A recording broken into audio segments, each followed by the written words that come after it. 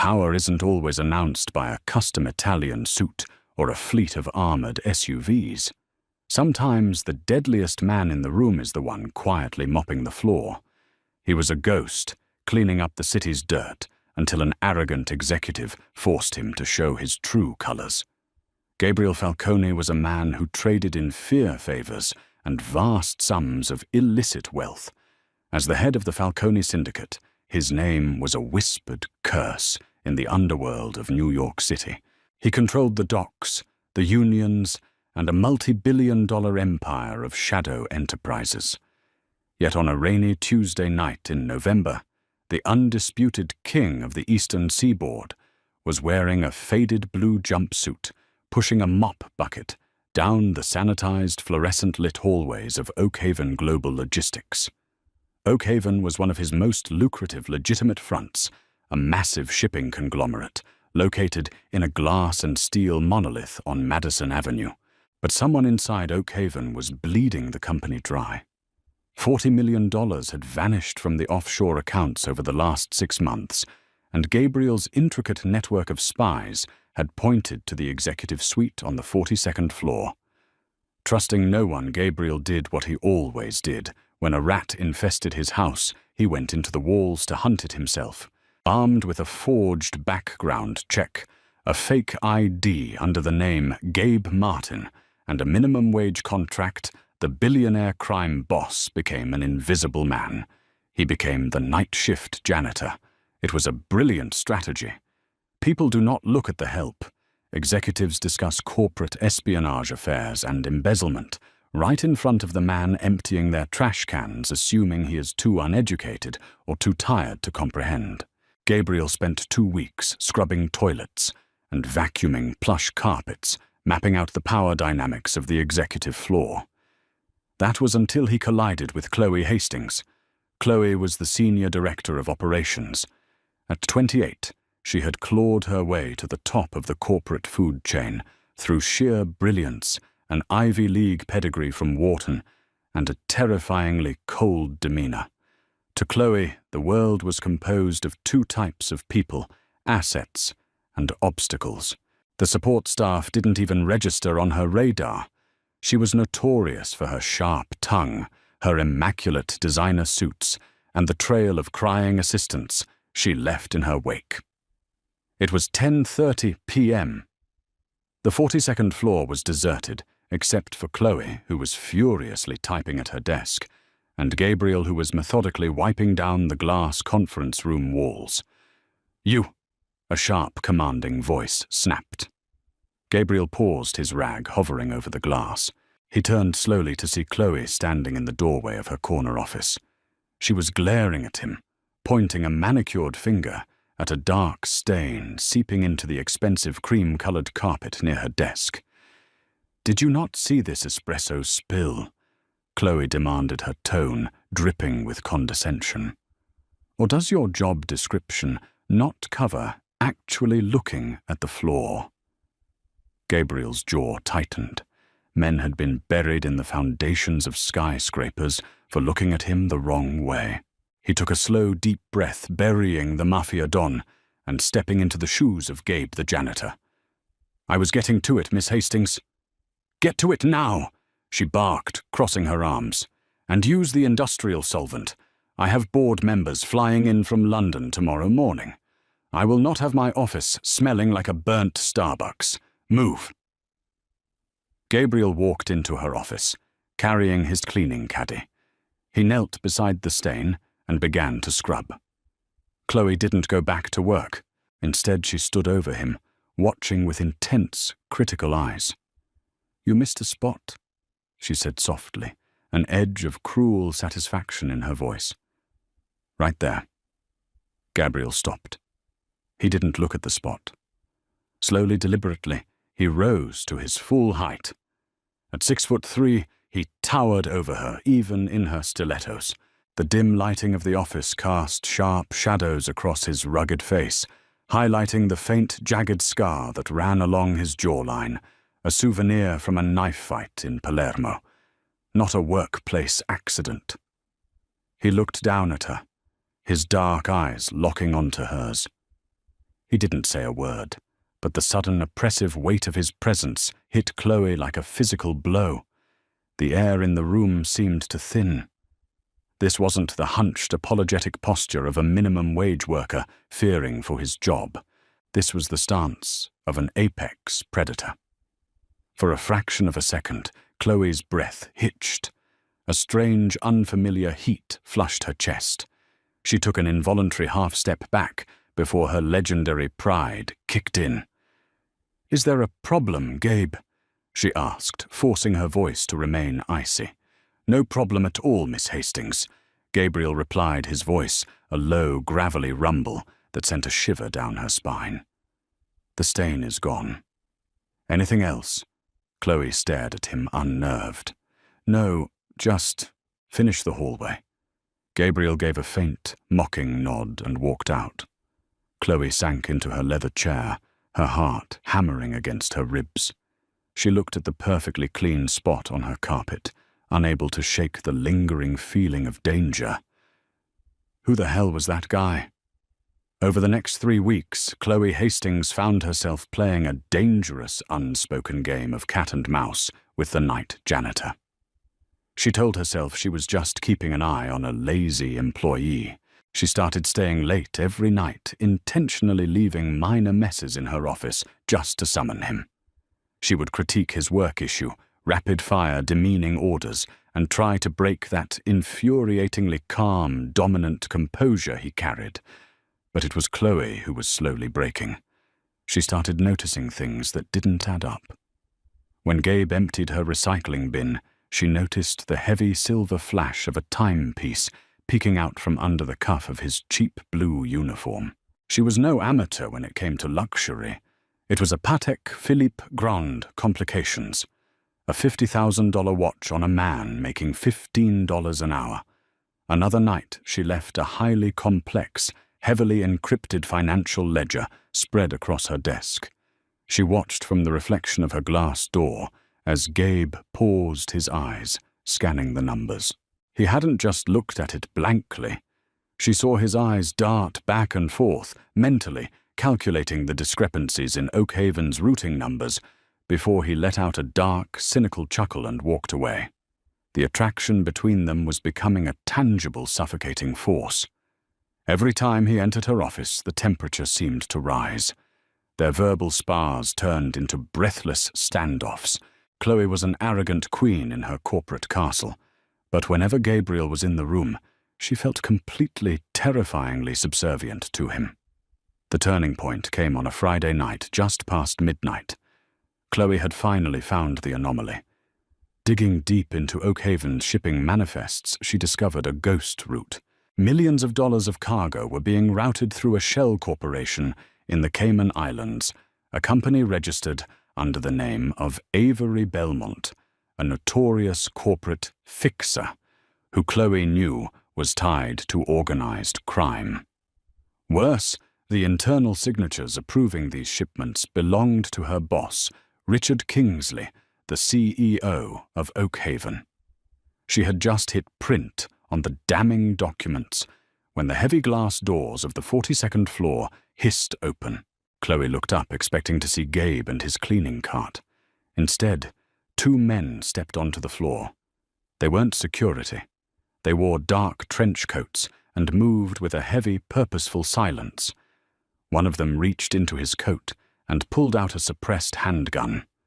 Chloe's blood ran cold.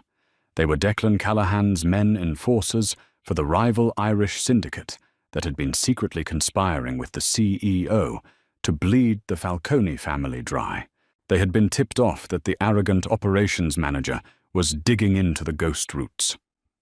"Miss Hastings," the larger of the 2 men said, stepping into her office, raising the weapon.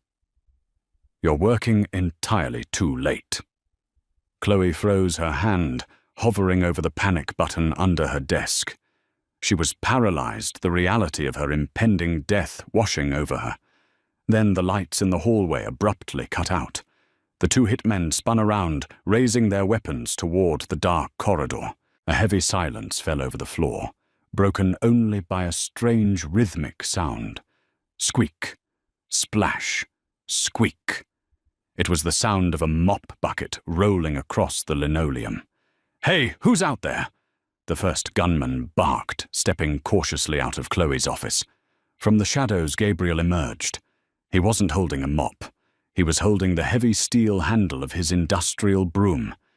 He didn't look like a janitor anymore. The cheap blue jumpsuit seemed to radiate menace. His eyes were dead and cold, the eyes of the Don. "Cleaning stuff," Gabriel said softly. The gunman sneered, raising his pistol. "Wrong place, wrong time, buddy." Gabriel moved with a terrifying, explosive violence that Chloe's brain could barely process. He didn't run. He struck. He swung the steel broom handle upward, shattering the gunman's wrist with a sickening crack. The suppressed pistol clattered to the floor. Before the man could scream, Gabriel drove the blunt end of the steel pole into the man's throat, dropping him instantly. The second hitman cursed and fired a shot. The bullet shattered the glass wall of Chloe's office, raining shards over her desk. Chloe screamed, diving to the floor. Gabriel sidestepped the gunfire with unnatural calm. He closed the distance in 2 massive strides, grabbing the second man by the lapels of his coat. With raw, brute strength, Gabriel hurled the 200-pound enforcer through the remaining glass wall of the conference room. The man crashed onto the mahogany table and slumped to the floor unconscious and bleeding. Silence descended on the 42nd floor, save for Chloe's ragged breathing. She peeked over the edge of her desk. The 2 armed killers were incapacitated. Gabriel stood in the center of the wreckage, rolling his shoulders completely unbothered. He calmly adjusted his cuffs, the expensive Patek Philippe, catching the ambient light. He walked slowly into her shattered office and crouched down beside her. His large, calloused hand reached out gently, brushing a piece of broken glass from her trembling shoulder. The touch sent a jolt of electricity straight to her core. "Are you hurt?" he asked, his voice entirely stripped of the deferential janitor tone. It was deep, commanding, and absolute. Chloe stared at him, her arrogant facade completely shattered. She looked at the bodies, then back to the man who had just dismantled 2 professional killers with a broom handle. "Who?" Chloe whispered, her voice shaking violently. "Who the hell are you?" Gabriel looked down at her, a dark, dangerous smirk playing on his lips. The game was over. "I'm the guy you missed a spot for Chloe," Gabriel murmured, his eyes locking onto hers with a burning intensity. "But out there, they call me Gabriel Falcone, and you and I need to have a very long talk about my shipping manifests." Panic tasted like copper in Chloe's mouth. The name echoed in her mind, a terrifying drumbeat against her skull. Gabriel Falcone. Everyone in the high-stakes world of New York logistics knew the legends of the Falcone Syndicate. They were the invisible hand guiding the port authorities, the silent partners, in a dozen multi-billion-dollar infrastructure projects, and the architects of brutal, untraceable disappearances for anyone who dared cross their borders. And for the past 3 weeks, Chloe had been ordering the undisputed head of this empire to scrub her espresso spills and empty her trash. Gabriel reached down his massive hand, wrapping around her forearm. He pulled her to her feet with effortless strength, dragging her out of the shattered glass of her corner office. "Grab the documents," Gabriel commanded, his tone leaving no room for negotiation. "The police aren't coming, but Callahan's cleanup crew will be here in 4 minutes. Move, Chloe." For the first time in her professional life, Chloe Hastings did not argue. She snatched the thick folder of shipping manifests and offshore routing numbers from her desk, clutching it to her chest like a shield. Gabriel led her down the emergency stairwell, his movements silent and lethal, a stark contrast to the heavy, clumsy footfalls she had assumed were his natural gait. As they descended into the subterranean parking garage beneath the Madison Avenue skyscraper, the shadows seemed to part for him. A sleek, armored Mercedes-Maybach S-Class, idled in the VIP section, surrounded by 4 men in tailored dark suits. They were heavily armed and visibly on edge, but the moment Gabriel emerged from the stairwell, they straightened, bowing their heads in unison. "Boss," the lead man said quickly, opening the rear door. "Take us to the Carlisle." Gabriel ordered, his voice echoing in the concrete cavern. He gestured for Chloe to get in. She slid onto the plush leather, her hands trembling. Gabriel climbed in beside her, filling the spacious cabin with his imposing presence. As the Maybach roared to life and sped into the rain-slicked Manhattan night, Gabriel began to systematically dismantle the janitor persona. He unzipped the cheap blue jumpsuit, stepping out of it to reveal a crisp black dress shirt and dark trousers beneath.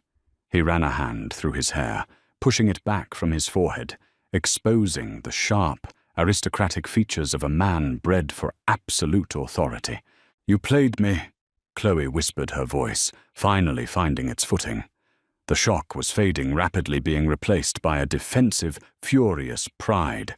"You let me treat you like garbage. Why?" Gabriel poured 2 glasses of amber liquid from the car's built-in decanter, handing one to her. "Drink it. It's Macallan 25, not the cheap swill Kingsley keeps in the boardroom." He took a slow sip from his own glass, his dark eyes analyzing her. "I needed to find the leak. Oak Haven is my operation. My father bought the foundational shares through a proxy trust 30 years ago. When $40 million evaporated from my ledgers, I knew it was an inside job. I needed to see how the executive floor operated when they thought nobody was watching." "And you thought the senior director of operations was the thief?" Chloe said, her eyes narrowing. "Initially, yes." Gabriel admitted, a slow, dangerous smile touching his lips. "You are arrogant, fiercely ambitious, and entirely ruthless. You fit the profile of a corporate embezzler perfectly." Chloe bristled, her spine stiffening. "I am a professional. I build empires. I don't steal from them." "I know that now," Gabriel murmured, leaning slightly closer. The heat radiating from him was intoxicating. "For 3 weeks I watched you work. I watched you dismantle supply chain bottlenecks with surgical precision. I also watched you dress me down for missing a spot on your carpet. I must admit, Miss Hastings, watching you try to assert dominance over me was highly entertaining." A furious blush crept up Chloe's neck. "If I had known you were a mafia don, you would have behaved differently," Gabriel interrupted smoothly. "You would have hidden your true nature, just like Kingsley and the rest of the board. But as Gabe the janitor, I saw the real you. Unfiltered, demanding, brilliant." He reached out his calloused thumb, gently tracing the line of her jaw. Chloe shivered, completely paralyzed by the sudden intimate contact. "You aren't a liability, Chloe. You're the sharpest weapon in that building, which is why you and I are going to destroy Arthur Kingsley together." The Maybach pulled into the private underground entrance of the Carlisle Hotel on the Upper East Side. Gabriel escorted her up a private elevator to a sprawling multi-million-dollar penthouse suite that overlooked Central Park. The opulence of the room was staggering, decorated in dark woods, imported Italian marble, and priceless modern art. Gabriel gestured to a massive mahogany dining table. "Show me what you found." Chloe spread the documents across the table. Her corporate instincts took over momentarily, overriding her fear of the man standing beside her. "Kingsley isn't just embezzling," Chloe explained, her finger tracing a complex web of routing numbers. "He's washing the money through Oak Haven's legitimate shipping contracts. He fabricated ghost shipments of medical supplies. The funds are transferred from Oak Haven into an escrow account managed by Kirkland & Ellis, the law firm, under the guise of international import taxes. But the money doesn't stay there."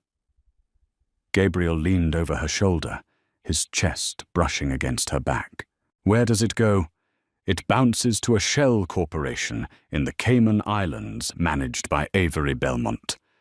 Chloe continued her breathing, hitching slightly at his proximity. From there it gets converted into bearer bonds and deposited into private vaults at Credit Suisse in Zurich. Vaults controlled by Declan Callahan. Gabriel's expression darkened into a mask of pure, lethal fury. Kingsley is funding the Irish syndicate with my money. Yes, Chloe said softly. And tonight they realized I was close to finding out. That's why Callahan's men were sent to silence me. They failed, Gabriel said, his voice dropping to a terrifyingly soft register. And now Kingsley is going to learn a very painful lesson about taking what belongs to the Falcones. Chloe looked up at him, her sharp mind already formulating a strategy. We can't just kill him, Gabriel. If Kingsley disappears, the SEC will tear Oakhaven apart, and your legitimate fronts will be exposed. We have to ruin him legally, financially, and publicly before you take your pound of flesh. Gabriel looked at her genuine surprise, flickering in his dark eyes, followed quickly by profound respect. He had spent his life surrounded by men who only understood violence. Here was a woman who understood the elegant, devastating power of systemic ruin. "What do you propose, Miss Hastings?" he asked. "Tomorrow is the quarterly board meeting," Chloe said, a wicked, triumphant glint in her eye. "Kingsley thinks I'm dead. He thinks the trail is erased. We are going to walk into that boardroom, and we are going to trap him in a cage of his own making." The atmosphere in the Oakhaven Global Logistics boardroom was celebratory.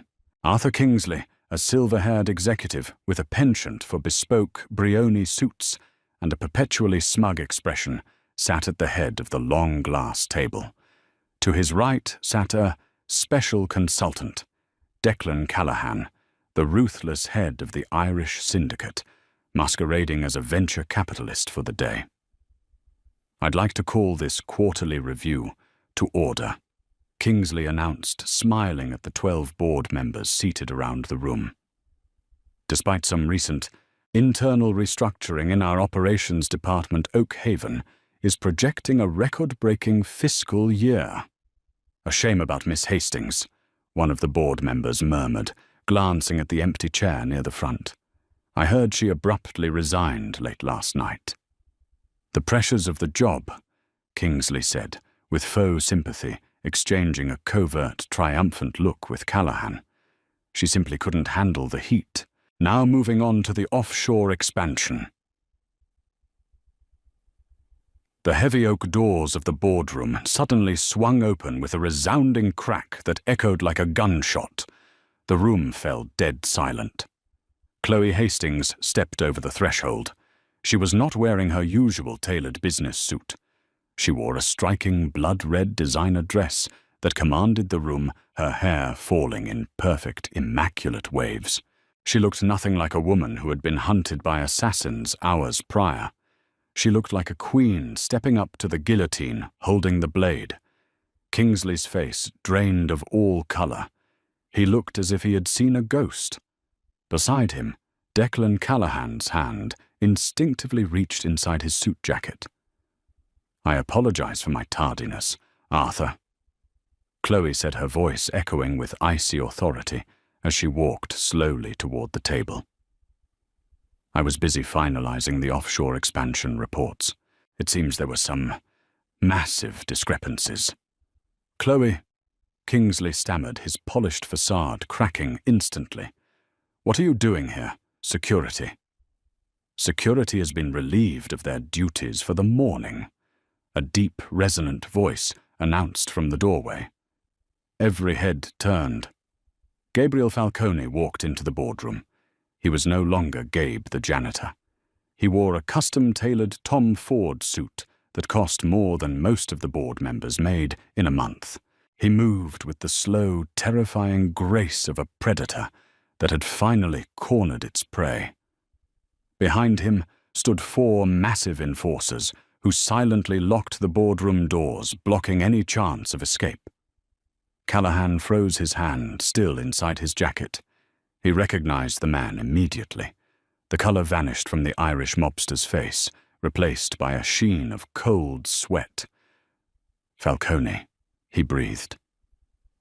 "Hello, Declan," Gabriel said softly, walking to the head of the table.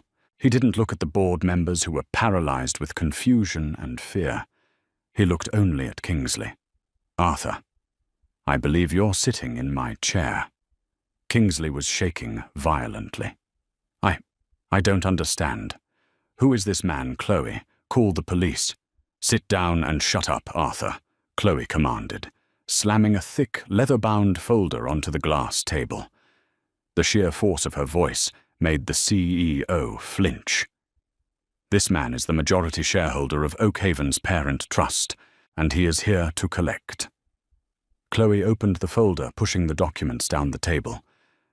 "Last night, while you were sending Mr. Callahan's men to murder me, I made a few adjustments to the company's financial architecture.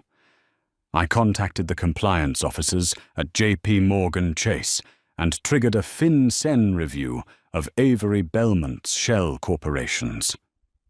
Kingsley gasped, clutching his chest. You didn't."